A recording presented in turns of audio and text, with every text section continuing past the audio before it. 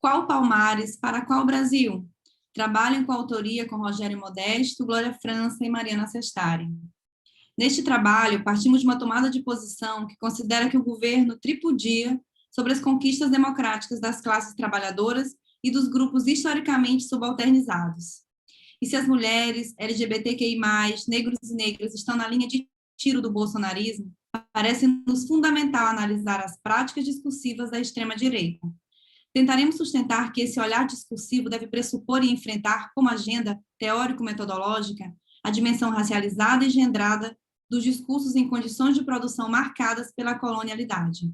Nosso olhar volta-se, então, para a Fundação Cultural Palmares, vinculada originalmente ao extinto Ministério da Cultura, e cujo objetivo seria promover a preservação dos valores culturais, sociais e econômicos da influência negra na formação cultural da sociedade brasileira.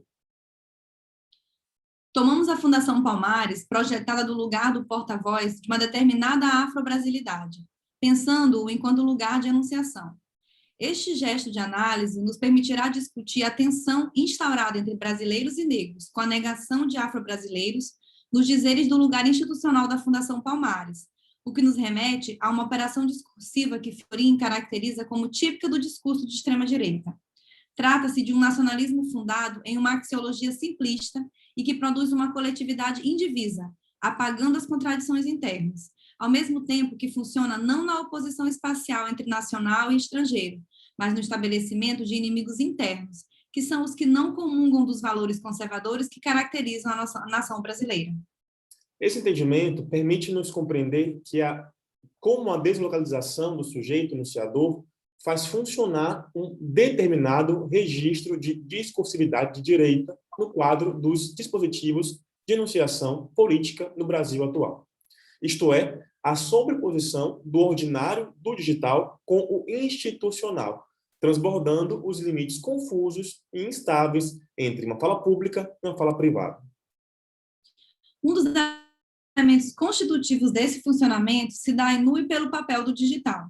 Por um lado, no gesto de deslocamento radical que se materializa na própria fotografia de um livro envelhecido, textualizando livros antigos, um passado que já se foi, e, ao mesmo tempo, na digitalização desses livros ou de suas capas para serem retratados e agrupados em um arquivo no relatório. Esse deslocamento à direita nos parece funcionar de modo similar ao efeito de deslocalização do sujeito enunciador. Assinalamos em diálogo com o que propõe Piovesani que, por sua vez, este funcionamento não se dá à margem dos grandes meios de comunicação, na perspectiva de que é uma vitrine para o discurso da extrema-direita, em conformidade com a lógica do espetáculo. Nosso trabalho enfoca a interpretação que o discurso de direita produz dos discursos fundadores da brasilidade e do movimento negro. Analisamos o relatório público da Fundação Palmares, intitulado Retrato do Acervo, 3 décadas de dominação marxista na Fundação Cultural Palmares, um documento publicado em junho deste ano. Interessa-nos a noção de enunciação, que se constitui em torno da reflexão sobre a divisão social do direito de enunciar, a eficácia dessa divisão e da linguagem em termos de produção de efeitos de legitimidade, verdade, credibilidade, autoria, circulação, identificação na sociedade. Recorremos a este conceito para pensar que o que se coloca como efeito de sentido é que um negro, nas formulações, em um movimento contraditório, é posto, primeiramente, como estando fora desse povo uno, que é o povo brasileiro, ao mesmo tempo em que é formulado enquanto parte inseparável do povo brasileiro. Interessa-nos, em particular, pensar nesse efeito de verdade, que se formula em torno da fala pública de um locutor autorizado, identificado por um nome próprio e inscrito em um lugar institucional de destaque no campo político, a quem lhe seria atribuído um modo de dizer emocional e irracional e uma vontade de enganar ou confundir a opinião pública. Desse modo, se de fato a Fundação Palmares é projetada politicamente para funcionar como um porta-voz da afro-brasilidade, um centro visível de um nós, em sua dupla visibilidade, falar diante dos seus e parlamentar com seus adversários, como nos alerta Pechet, perguntas incômodas se colocam frente a esse cenário e tensionam as relações de sentidos entre negros e brasileiros. Afinal, qual nós? Qual afro-brasilidade? Qual Palmares? Qual Brasil? De acordo com a Fundação Palmares, a escrita do relatório tem o intento de justificar a exclusão de centenas de livros da biblioteca da Fundação, que comporiam um acervo contrário às finalidades da instituição e promoveriam sexualização de crianças, ideologia de gênero, pornografia e erotismo, guerrilha, greve, revolução, bandidolatria e outras bizarrias. Ao passo que o racismo é um não dito no documento, esta lista textualiza um discurso do Estado sobre a multiplicidade humana, redundando em corpos individuais que devem ser vigiados. Pretendemos dar consequência a essa análise, considerando que foi o biopoder que inseriu o racismo nos mecanismos do Estado.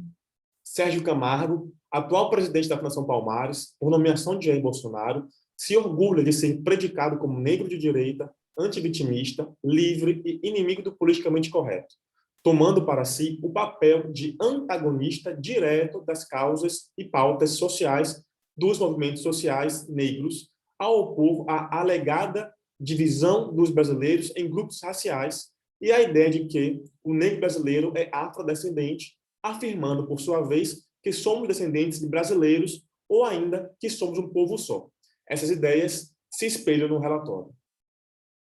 O relatório funciona como um arquivo da direita conservadora, pois articula diferentes discursividades, sempre sobredeterminadas pelo que o espectro político conservador de direita consegue afirmar, mas também negar, silenciar, parafrasear, parodiar, acerca da luta de classes e da resistência de gênero, classe e raça. Essas discursividades tomam diferentes formas textuais no arquivo, pondo em circulação diferentes materialidades, articulando, por sua sobredeterminação conservadora, discursos racializados e discursos classistas racializados de gênero. Analisamos o funcionamento discursivo do porta-voz, que fala para os seus, todas as pessoas de bem, definidas pelo esforço e honestidade, enquanto institui um outro inimigo, militante, delinquente, depravado, como aquele que ameaça a família e a unidade do povo brasileiro, sob o pretexto de defender o negro. Ou seja, esses últimos encarnam o mal, em um confronto com o bem, dado que na discursividade da extrema-direita haveria um movimento global de aniquilação da civilização ocidental e de seus valores cristãos e de sua substituição por valores como feminismo, multiculturalismo, direitos dos gays e ateísmo. Como analisa Piovesani, a diferença é reduzida a medo, repulsa e chacota, e o diálogo a ódio, violência e extermínio. Nessas lutas, negro de direita constitui uma relação de paráfrase com cidadão de bem, enquanto afro-brasileiro relaciona-se ao militante de esquerda. Conforme Pedro de Souza, no discurso fundador do movimento negro brasileiro, foi importante retirar Palmares e Zumbi do lugar de lenda para alçá-los ao lugar de efeito de verdade, em um movimento de legitimação de uma memória ainda não escrita na história oficial. Dando corpo a uma posição de direita que é antagônica à história do movimento social negro no Brasil, para o atual presidente da Fundação Palmares, a escravização e o tráfico negreiro têm os africanos como principais responsáveis. A ancestralidade do negro brasileiro relaciona-se à sua família e não à África. E Zumbi não deveria ser herói nacional. Portanto, o discurso nacionalista dessa discursividade de direita provoca tensões mesmo nos discursos da brasilidade, ao negar a descendência africana, afirmando a nação indivisa. O que vemos aí são processos de assimilação e apagamento, silenciamento, aniquilação na constituição do brasileiro de bem. O que analisamos extrapola o que se poderia supor estar encaixotado ingenuamente como discursos especificamente relacionados à raça e às racialidades. Compreendemos que as lentes interseccionais e decoloniais devem nos servir à leitura de todas as discursividades, pelo papel que tem raça, sexualidade e gênero nos processos de constituição dos sujeitos e pelo modo como articulam-se em um sistema de exploração-opressão que marca a nossa formação social.